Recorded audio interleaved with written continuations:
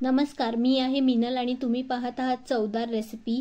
आजची रेसिपी आहे पनीर पुलाव। हा पुलाव चवीला अतिशय रुचकर आणि खूपच भन्नाट लागतो आणि असा सुटसुटा होतो, अगदी बिर्याणी सारखा, आणि याचा लुक पण एकदम रिच येतो।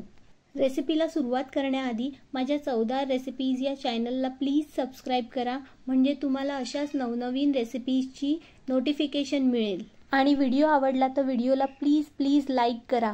पनीर पुलाव करण्यासाठी मी इथे बासमती जुना तांदूळ घेतला आहे आणि पाणी घालून अर्धा तास भिजत ठेवला आहे। मी आता भाज्या कापून घेते। 2 टोमॅटो, 2 मोठे कांदे आणि 2 गाजर आणि 2 शिमला मिरची मीडियम पीसेसमध्ये हे सगळं कापून घेतलं आहे। आता भात शिजवत ठेवूया। त्यासाठी एका पातेल्यात पाणी उकळल्यावर त्यात मीठ, तेजपत्ता, 4 लवंग, 4 काळी मिरी आणि छोटा दालचिनीचा तुकडा घातलाय।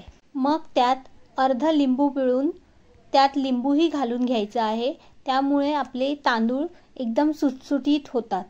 मग त्यात भिजवलेला बासमती तांदूळ घालून 80% तांदूळ शिजवून घ्यायचा आणि त्यातून लिंबू आणि टाकलेले खडे मसाले काढून भात एका चाळणीत काढून घ्यायचा आहे।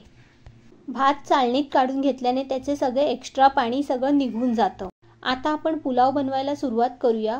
एका पातेल्यात मी 4 टेबलस्पून तेल घेतलंय आणि त्याच्यात आता आपण एक चिरलेला कांदा घालून घेऊयात आणि तो कांदा चांगला खरपूस रंग येईपर्यंत तळून घेऊयात।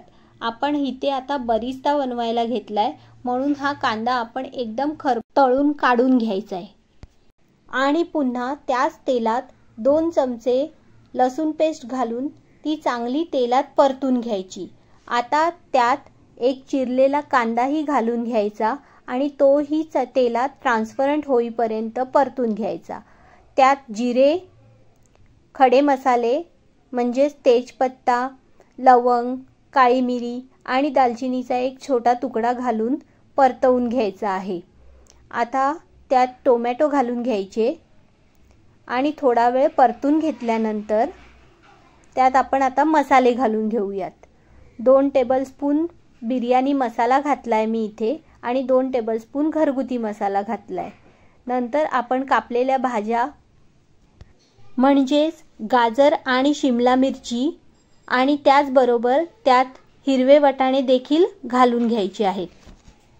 भाज्या चांगल्या मसाल्यात मिक्स करून घ्यायच्या आहेत आणि मसाल्याला तेल सुटेपर्यंत आपण त्या भाजून घ्यायच्या आहेत।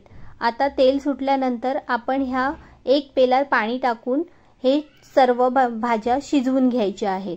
भाज्या शिजेपर्यंत मी 150 ग्राम पनीरचे पीसेस करून घेतल्यात आणि 10 मिनिटांनंतर आपल्या भाज्या शिजल्यात। आता त्यात पनीरचे पीसेस आणि चवीनुसार मीठ घालूयात आणि पनीरच्या पीसेसला चांगला मसाला लागण्यासाठी हे सर्व आपण एकदा मिक्स करून घेऊयात। आणि आता ह्याच्यात शिजवलेला भात घालूयात। शिजवलेल्या भाताची या भाज्यांवर एक लेयर सारखी घालून घ्यायची आहे आणि त्यावर आपण तळलेला जो कांदा होता तो घालून घ्यायचा आहे आणि कोथिंबीर देखील त्याचबरोबर घालून घ्यायची। त्यावर 1 ते 2 चमचे देसी तूप घालून घ्यायचं आहे। त्याचबरोबर मी थोडे पनीरचे पीसेस हळद मसाला लावून फ्राय केले होते ते घातले, त्यामुळे पुलावला खूप छान लुक येतो आणि टेस्ट देखील छान होईल। आता यावर झाकण देऊन 10 मिनिटं स्लो गॅसवरती शिजवून घ्यायचा आहे। आपला पनीर पुलाव तयार आहे। ही रेसिपी तुम्ही ट्राय करून पहा आणि कमेंटमध्ये मला नक्की सांगा रेसिपी कशी झाली आहे ती।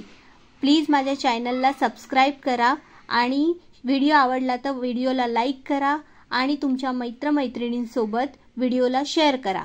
पुन्हा भेटू आपल्या नेक्स्ट व्हिडिओमध्ये एक नवीन रेसिपी सोबत। तोपर्यंत take care and bye bye.